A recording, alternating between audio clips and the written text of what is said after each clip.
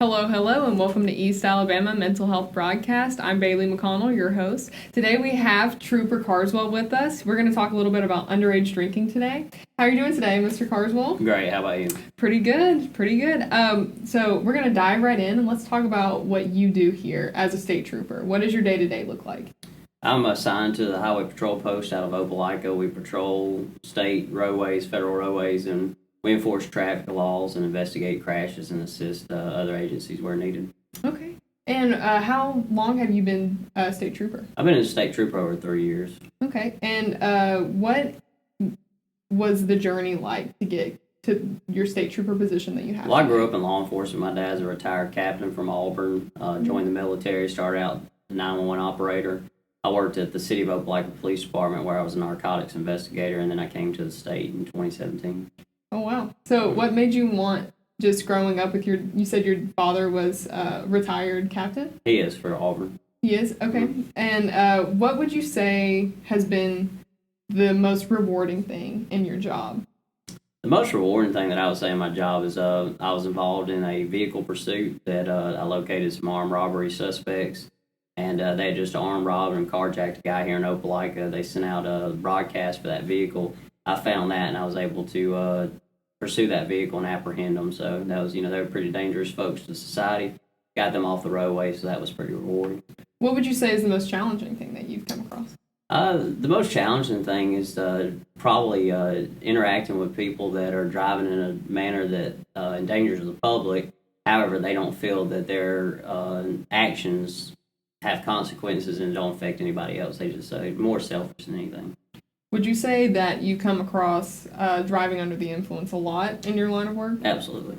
How often would you say in a year that you come across that? Over 200 times. Over 200 times, so that's nearly one a day. So. Correct. Well, we have our fact of the segment, and it is on underage drinking is what we're focusing on today. And we have that driving with alcohol in your system has legal consequences if you are underage, drunk or not drunk. So can you elaborate on that and what that looks like for the underage person? Right. We use, in law enforcement, we use the word impaired driving. It's commonly referred to as drunk. Just any amount of alcohol in your system could have an effect on you, and it alters your mind, which therefore alters your driving. Some people, they can drink more and it affects them less, and some people can drink less and it affects them more, or vice versa. So with that being said, being underage, you're not able to have any alcohol in your system whatsoever. You can't transport, you can't consume, you can't possess any alcohol under the age of 21. Furthermore, in a vehicle, you can't have per se limit, which is a .02 statute or more. They can't have .02 more grams of alcohol in their system. However, just merely the fact, that's one of the charges. We have a lot of folks that think that we have to have a breath test to convict them and then be arrested for driving under the influence. That's not the case. If you're too impaired to safely operate a motor vehicle with any amount of alcohol in your system, you can be arrested, charged, and convicted of driving under the influence. Okay. So we really want to get it out to our audience. Like, what are the consequences of underage drinking and what could happen that could result in maybe a lifelong consequence, and what are some preventative measures that they can take? Well, at the end of the day, we ask for voluntary compliance. We hope that the public, the motoring public, folks that aren't able to or allowed to drink, don't drink, period. Furthermore, don't get in your car and drive, or your truck, your vehicle, because at the end of the day, when you choose to get inside of a vehicle and you're impaired, you're in danger not only your life, but everyone else's. So you could drive and get away with it. They say statistically you drive 80 times or more before you're ever stopped and arrested for impaired driving. But at that rate, then you've risked your life and other people's lives for over 80 times statistically.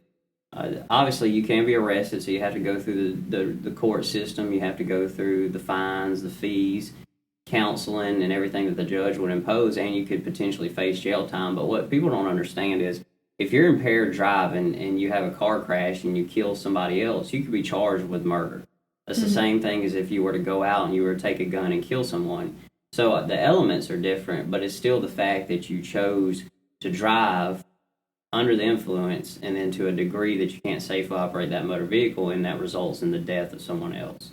So there are serious consequences. You could face life in prison for killing someone while you're operating a motor vehicle. Even if you're underage, correct? Absolutely. So in the state of Alabama, if you commit a Class A felony, which would be murder, it doesn't matter how old you are, you can be adjudicated into an adult. So if you're 16 years old, get drunk with your friends on the weekend, go out, one of your friends die, depending on the circumstances, you being under the influence or driving in a reckless manner, you could be charged with murder, adjudicated as adult, and placed into the local adult detention facility. Okay.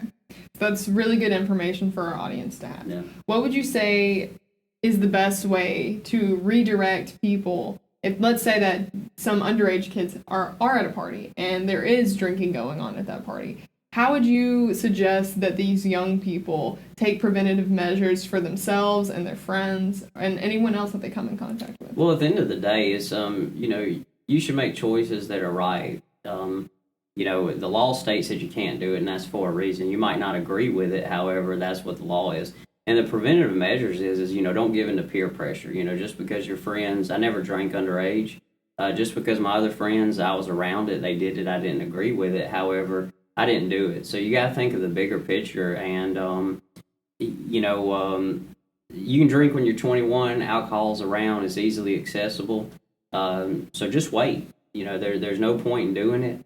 It's not cool. Like some people think, well, it's cool to drink. Well, it's not cool when you're getting placed under arrest, or furthermore, you're driving with your friends and you wind up killing one of your friends. You don't want to have to live with that or someone else, result based off your actions. So at the end of the day, don't be selfish. Think of the big picture and everyone else. It's not just about you. Yeah, I think that's great advice for those young people out there. But now it's time in our segment where we're going to get to know a little bit more about you. Trooper Carswell, are you ready? I guess. This is our this or that game segment. So we're going to have our 30-second hot seat where I'm going to rapid fire these questions at you and just answer off the top of your head as soon as you can. Are you ready? I guess. All right, 30 seconds on the clock. All right, beach vacation or mountain hiking? Mountain hiking. Mountain hiking. Mexican food or Italian food? Neither. Swimming or hiking? Hiking. Hunting or fishing? Hunting. Oh, this is fighting words. Alabama or Auburn? War Eagle. Oh, War Eagle. Krispy Kreme or Dunkin' Donuts? Totally Krispy Kreme. Horseback riding or go-kart racing? Go-kart racing. Winter or summer? Dick, is fall a choice? Well, you got 30 seconds anyway. Pretty good. All right, well, thank you so much for joining us. We're going to give a question to the audience. We talked a little bit about the preventative measures last week of how you guys would prevent underage drinking. We want to put that one out there again because it's just so important. We want you guys to answer that one again. What do you think are some preventative measures on underage drinking?